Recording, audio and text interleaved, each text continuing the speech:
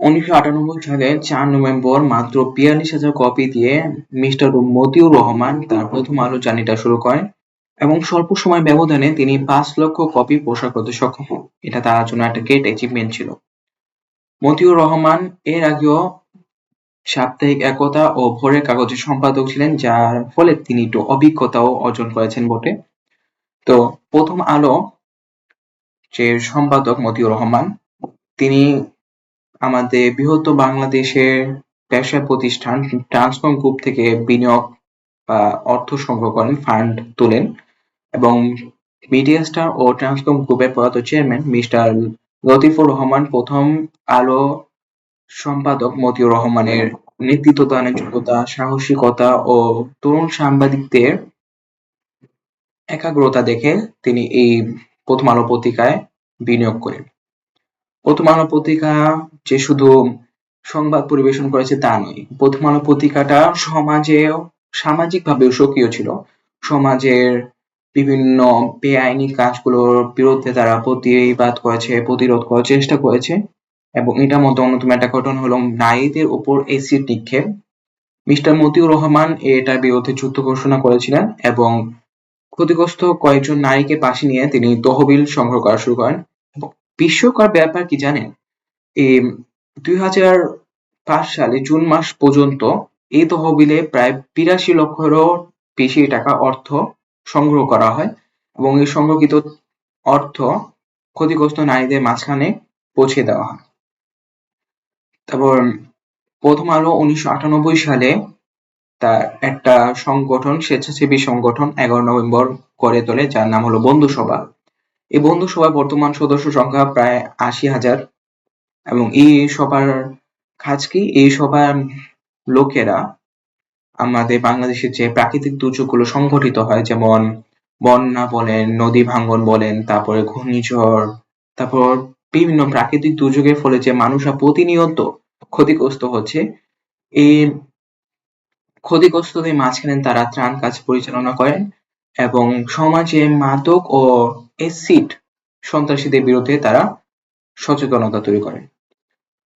প্রথম আলো কিশোর-কিশোরীদের মনেও একটা জায়গা তৈরি করতে পেরেছিলেন এবং এই সক্ষমতাটা তারা অর্জন করেছিলেন বিভিন্ন আয়োজন ও আয়োজন করার মাধ্যমে, বিভিন্ন অনুষ্ঠান আয়োজন করার মাধ্যমে। এবং আপনারা কি জানেন 2003 সালে যে বাংলাদেশে প্রথম ম্যাথ অলিম্পিয়াড হয়েছিল, এটা প্রথম আলোর নেতৃত্বে পরিচালনা হয়েছিল। এখন আপনি ম্যাথ অলিম্পিয়াড বলেন, ক্রীড়া প্রতিযোগিতা, বর্ণমেলা, তারপরে বিতর্ক প্রতিযোগিতা, এইসব অনুষ্ঠান আয়োজনের মাধ্যমে তারা কিশোর-কিশোরদের মনেও জায়গা তৈরি করে, নিজেদের উপস্থিতি তৈরি করে এবং তারা কিশোর পাঠকদের জন্য আলাদা একটা পত্রিকা তৈরি করে, যার নাম হলো কিশোর আলো, যা কিয়া নামে পরিচিত।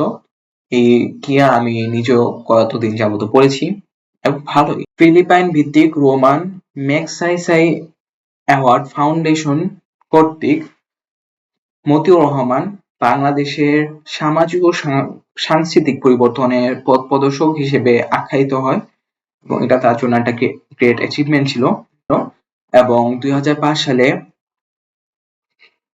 প্রথম আলো ম্যাগসাইসাই অ্যাওয়ার্ড গ্রহণ করে, যা এশিয়ার নোবেল পুরস্কার নামে পরিচিত।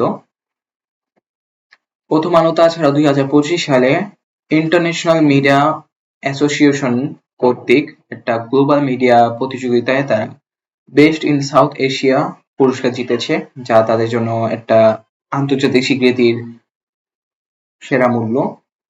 যাই হোক, আর একটা ভালো দিক হলো কিশোর আলো, যেটা আমি বলতে পারি উইনিং স্টেপ, কারণ এটার মাধ্যমে তারা অনেক মানুষের মনে জায়গা তৈরি করতে পারে এবং অনেক পাঠক গ্রহণ করতে পারে তারা, যেটা হলো তারা অনলাইনে নিজের প্রেজেন্স বাড়িয়েছে। অনলাইন এখন দেখেন বেশিরভাগ মানুষই কিন্তু এখন এই জমানায় এসে ফিজিক্যাল নিউজ পেপার থেকে তাদের যে নির্ভরতা ওটা কমে আসছে এবং তারা বেশিরভাগ মানুষই অনলাইনে নিউজ লেটার পড়ে। এখন আপনি কয়জনকে দেখবেন কি তারা ফিজিক্যাল নিউজ লেটার পড়ছে? দেখলেও অনেক কম। তো তারা বেশিরভাগই এখন অনলাইন নিউজ লেটার উপর বিশ্বাস করছে এবং অনলাইনে প্রচার প্রচারণার মাধ্যমে একটা অর্থনৈতিক ব্যবস্থা গড়ে উঠেছে, যার ভিত্তি প্রথম আলো গড়তে পেরেছে এবং এই ভিত্তি করার মাধ্যমে তারা বলতে পারেন কি বিজয়ীর ধ্বনি গুনছে, কারণ এই 2018 সালে জাতীয় জরিপ অনুযায়ী প্রায় ৬৬ লাখেরও বেশি মানুষ প্রত্যেক দিন বা প্রতিনিয়ত প্রথম আলো পত্রিকাটা পাঠ করে অনলাইনে। তো এটা তাদের জন্য একটা উইনিং স্টেপ। তো আজকের ভিডিওর জন্য এতটুকুই। আশা করি ভালো লেগেছে ভিডিওটা। তো দেখা হবে অন্য কোনো ভিডিওতে।